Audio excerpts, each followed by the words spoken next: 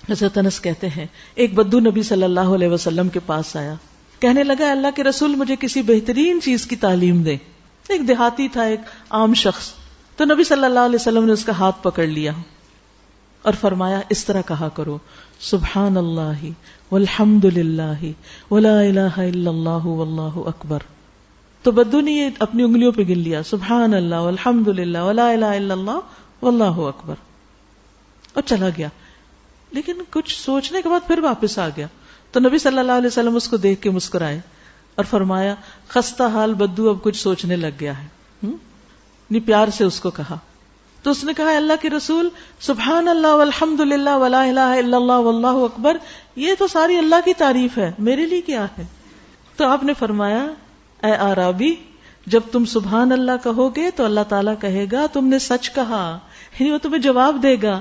جب تم الحمدللہ کہو گے تو اللہ تعالیٰ فرمائے گا تم نے سچ کہا. جب تم لا الہ الا اللہ کہو گے تو اللہ تعالیٰ کہے گا تم نے سچ کہا. جب تم اللہ اکبر کہو گے تو اللہ تعالیٰ کہے گا تم نے سچ کہا. اور جب تم اللہم اغفر لی کہو گے تو اللہ تعالیٰ کہے گا میں نے تمہیں بخش دیا. اور جب تم اللہم ارحمنی کہو گے تو اللہ تعالیٰ کہے گا میں نے رحم کر دیا. اور جب تم اللہم ارزقنی کہو گے تو اللہ تعالیٰ کہے گا میں نے رزق دینے کا فیصلہ کر لیا. تو بدو نے اپنے ہاتھ پر 7 کلمات گن لیے، یہ 7 چیزیں مجھے کرنی، کچھ مشکل نہیں، یہ سب آپ کو آتی ہیں، صرف کم از کم دن میں 1 دفعہ ہی کہہ لیا کریں یا کسی خاص وقت میں اس کو پڑھ لیا کریں. بس ہوتا یہ ہے کہ اگر ہم مختلف کاموں کے ساتھ مختلف اذکار کو باندھ لینا تو پھر چھٹتے نہیں.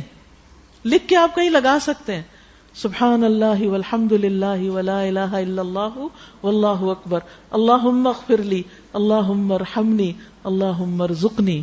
بس اللہ جواب بھی دیتا ہے اور اللہ تعالیٰ دعائیں قبول بھی کرتا ہے. فاذکرونی اذکرکم، اس پہ یقین رکھیے. واشکروا لی ولا تکفرون، اور میرا شکر ادا کرو اور میری ناشکری نہ کرنا. ذکر کے ساتھ ساتھ ہر حال میں اللہ کا شکر، کیونکہ اللہ کا ہر فیصلہ حکمت پر مبنی ہوتا ہے.